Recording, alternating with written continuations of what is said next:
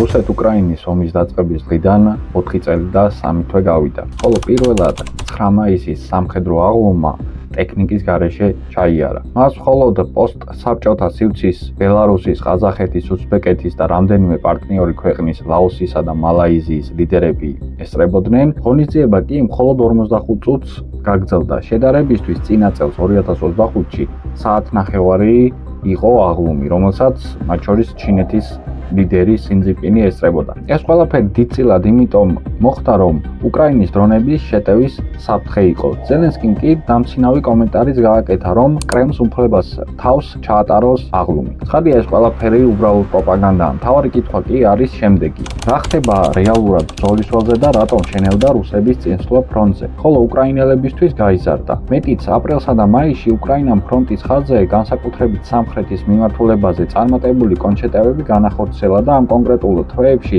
იმაზე მეტი ტერიტორია დაიბრუნა, ვიდრე რუსეთმა დაიკავა. ეს მოხდა პირველად 2024 წლის შემდეგ.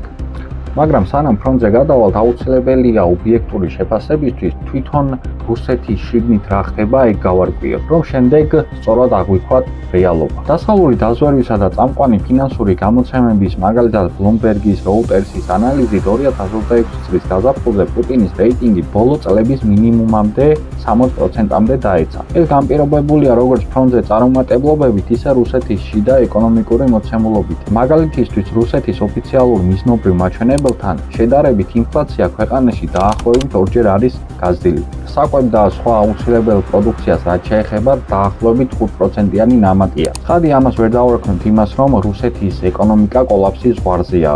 უბრალოდ წნეხი და პრობლემები აშკარად იმატებს. ამავე პერიოდში უკრაინა რუსეთის ეკონომიკის საყრდენს ნავთობგადამამუშავებელ სექტორს საკმაოდ დიდ ზიანს აყენებს.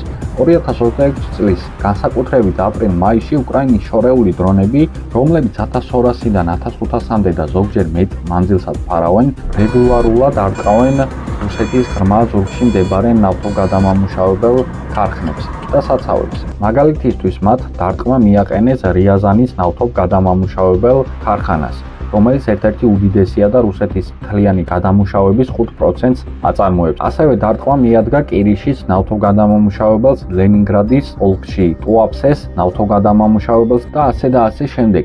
მოკლედ, უკრაინელებმა ძალიან დახვეწეს დრონების სისტემა და ძალიან აქტიურად და ყოჩაღად იყენებენ მათ რუსების წინააღმდეგ. ამასთან დასავლური სანქციების გამო ზოგჯერ ზიანის შეკეთებას თვეები სჭირდება. შედეგები რეალურად საკმაოდ მძიმე არის, რადგან რუსეთის ნავთობგადამამუშავებელი სიმძლავრის დაახლოებით 10-დან 20%-მდე და ზოგიერთი შეფასებით პიკურ პერიოდში 30%-მდეც პერიოდულად გამორთული ან შეზღუდული მუშაობის რეჟიმში იყო. ეს პირდაპირ იწვევს საწვავის დეფიციტს ფრონტის საჭიროებებისთვის, როგორიც არის ტანკების, ავიაციისა თუ სამხედრო ლოჯისტიკის უზრუნველსაყოფად. შექმნილი ვითარების გამო კრემლი იძულებული გახდა, რომ შეეზღუდა ნავთობის ექსპორტი და მეზობელი ბელარუსიდან შემოეტანა ბენზინი. ეს ადრეც მომხდარა, თუმცა ესეთი რამე და ესეთი მიზეზით არა. ნახეთ, შეიძლება უკრაინას იმხელა რესურსი არ აქვს, როგორც რუსეთს სამხედრო მიმართულებით, თუმცა იდეალურად ახერხებს რუსებისთვის საკმაოდ მწარე დარტყმების მიყენებას, განსაკუთრებით ნავთობის მიმართულებით. ეს ომი დიდი ხანია უკვე გადავიდა გამოფიტვის ფაზაში. ანუ ყველაფერი იმაზეა დამოკიდებული, რომელი მხარე უფრო დიდხანს გაძლებს. ობიექტურობისთვის ისიც უნდა ვთქვათ, რომ უკრაინას ნაკლები რესურსი აქვს და მხოლოდ ომის მანქანა დარჩა მაგ სახელმწიფოდან, ყოველ შემთხვევაში დღეის მოცემულობით. ხოლო რუსეთი ამ ომში სადამდე არის წამსვლელი, ჯერჯერობით არ ვიცით. ამას ადასტურებს კრემლში ძალიან ორაზროვანი განცხადებები.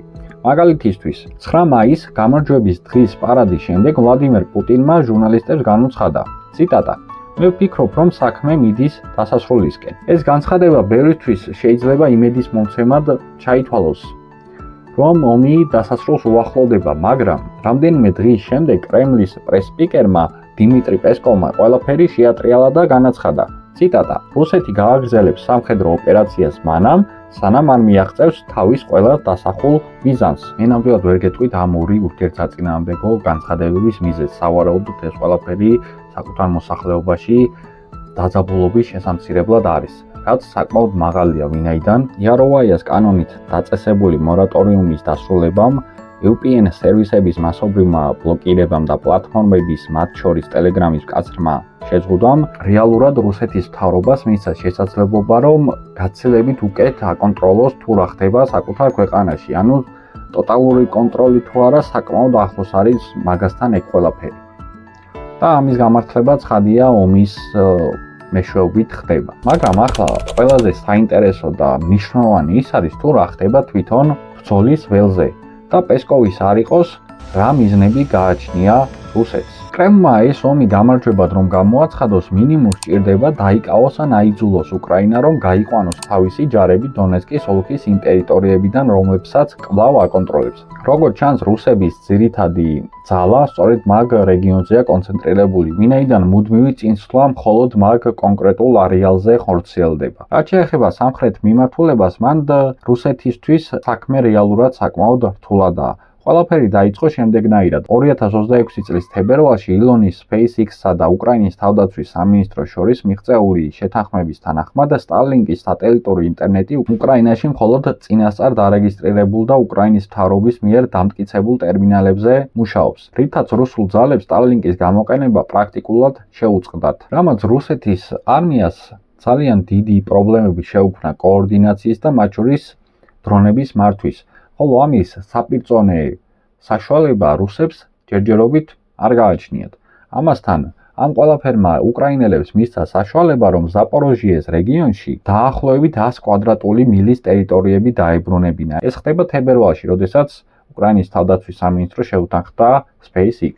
ხოლო აპრილში ომის შემსწავლელი ინსტიტუტის შეფასებით რუსეთმა უკრაინაში დაახლოებით 45 კვადრატულ მილ ტერიტორიაზე დაკარგა კონტროლი. ეს 2024 წლის აგვისტოს კურსკის თემის შემდეგ პირველი შემთხვევაა, როდესაც რუსეთს უკრაინაში ტერიტორიული წმინდა დანაკარგები ჰქონდა უკრაინასთან შედარებით. ანუ დაკარგული ტერიტორია აღემატება მის მიერ დაკავებულს. ამასთან მიუხედავად იმისა, რომ რუსეთმა დონეცკის, ლუგანსკის, ზაპოროჟიესა და ხერსონის ოლქების საკუთარ ტერიტორიებად აღიარა, ტრამპი სანამ ირანთან ომით დაკავდებოდა, შეთავაზება გაუკეთა უკრაინას, რომ თუ გაიყვანდა ჯარებს დონეცკის დარჩენილი ტერიტორიებიდან, ომიც დასრულდებოდა, ხოლო ამაზე რუსები თანახმანი იყვნენ. ანუ იმ დარჩენილ ტერიტორიებს ზაპოროჟია იქნებოდა თუ ხერსონი, მაგაზე დიდად არ ნაღვლობდნენ. რუკას რო შეხედოთ, მაგალითად ხერსონის ოლქზე მდინარე გადის. გარდა მაგისა, ზაპოროჟიესთან ძალიან შორს არიან დღის მონაცემებით შესაბამისად, ხოლო დონეცკის ოლქით კმაყოფილდებოდა, ანუ მინიმალური გამარჯვების თემა სწორედ ეგ არის, რომ დონეცკის დარჩენილ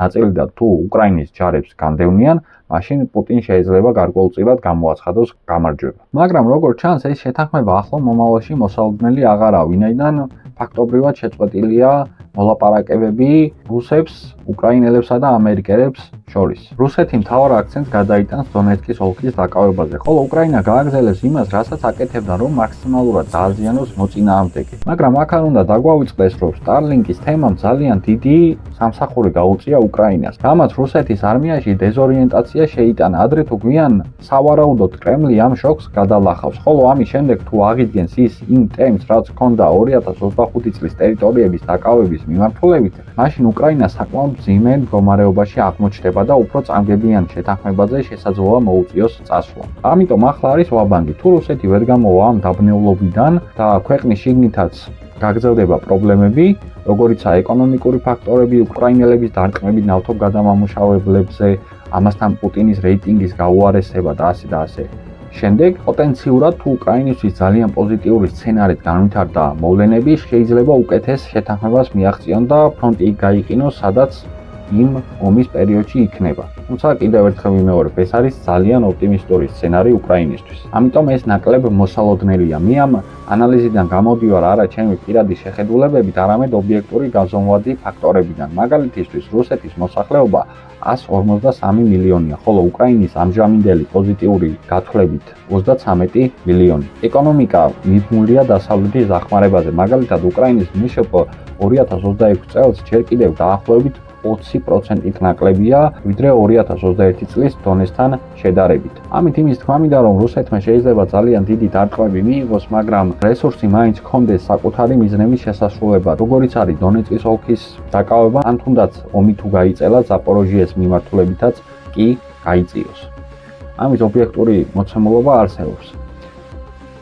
ახლა თუ როგორ განვითარდება საბოლოო ჯამში მოვლენები, ეს არავინ არ იცის, იმიტომ რომ ეგ საბოლოო ჯამში დამოკიდებული იქნება პუტინი სადამდე გადაწყვეს, რომ ჩაყვეს ამ ომს.